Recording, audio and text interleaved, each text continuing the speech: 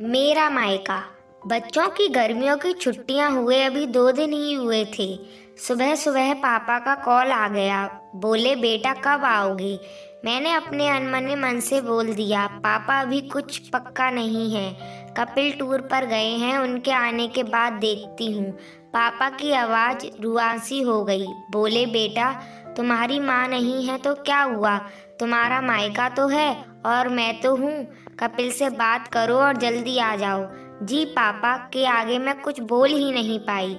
जब तक माँ थी उनसे रोज फोन पर ढेरों बातें करती थी। साल में एक बार गर्मी की छुट्टियों में मैं पूरे 10 दिन के लिए मायके जाती थी। वो सुख किसी जन्नत से कम नहीं होता था। बच्चों से ज़्यादा मुझे गर्मी की छुट्टियों का इंतज़ार रहता था।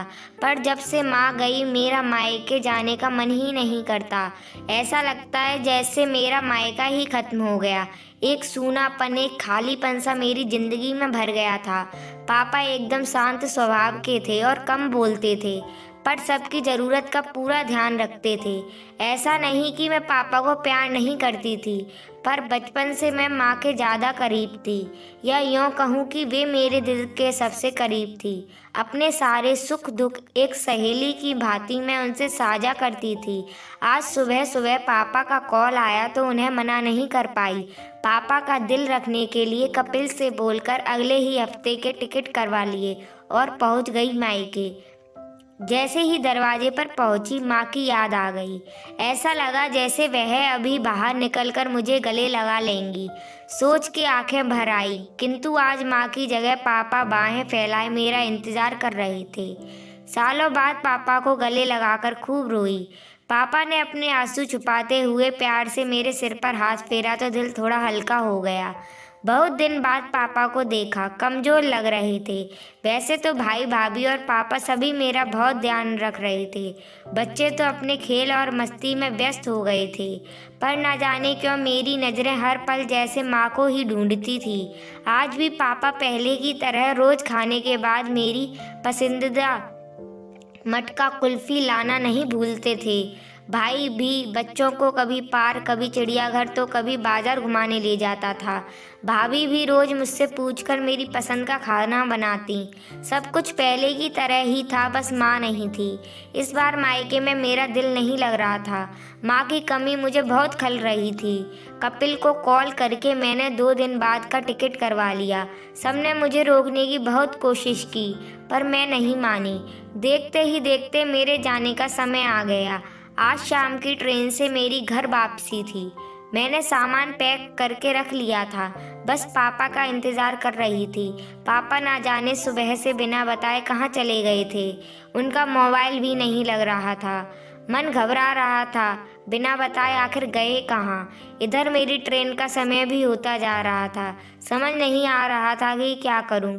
तभी पापा का कॉल आया। बोले बेटा तुम लोग स्टेशन पहुंच जाओ, मैं सीधे वहीं पहुंच रहा हूं। हम लोग स्टेशन पहुंच गए। ट्रेन सही समय पर थी। पापा स्टेशन पर हमारा इंतज़ार कर रहे थे। उनके हाथ में एक बॉक्स था। उन्होंने मुझे देते हुए गले लगाया और बोले इसे ही लेने गया था, इसलिए देर हो गई, संभाल के रखो।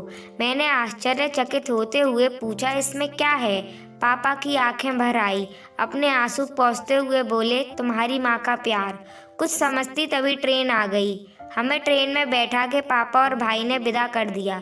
मेरी नज़रों से ओझल होने तक पापा वहीं खड़े हाथ हिलाते रहे। मैं भी एक टक ना जाने कब तक बाहर खिड़की से उन लोगों को निहारती रही। तभी बेटे ने आवाज़ दी और मेरे हाथों में एक चिट्ठी थमाते हुए कहा मम्मी नाना जी ने ये आपके लिए दिया है। मैंने तुरंत चिट्ठी खोली। मेरी प्यारी गुड़िया रानी सदा खुश रहो। जब तक तुम्हारी माँ थी तुम्हारी हर छोटी बड़ी बात का ख्याल वही रखती थी। मैं जानता हूँ कि मैं तुम्हारी माँ की जगह तो नहीं ले सकता, पर उनकी कमी की पूर्ति करने की कोशिश तो कर ही सकता हूँ। आज तुम्हारी माँ होती तो हमेशा की तरह अपने हाथों से तुम्हारे लिए पापड़ अचार बनाकर साथ भेजती। माँ के हाथ का तो नहीं, पर उसके स्वाद जैसा सब सामान एक दुकानदार से बनवाने की कोशिश की है। उम्मीद है तुम्हें पसंद आएगा। और हाँ बेटा, माँ नहीं है तो क्या हुआ, तुम्हारा मायका और हम तो हैं, पहले की तरह ही तुम्हारा इंतज़ार रहेगा। ढेर सारे प्यार और आशीर्वाद के साथ, तुम्हारे पापा। पत्र पढ़ते पढ़ते मेरी आंखों से अश्रु धारा बहने लगी। अचानक मेरे मुंह से निकला, आई लव यू पापा। बात छोटी सी थी पर उसमें अथाह प्यार समाहित था। ये सिर्फ मैं ही महसूस कर सकती थी। मायके से घर आए 1 महीना बीत गया था। अब पापा से रोज कॉल करके मम्मी की तरह घंटों बातें करती हूँ। दोस्तों, इस कहानी को पढ़कर मेरी आंखों में आंसू आ गए।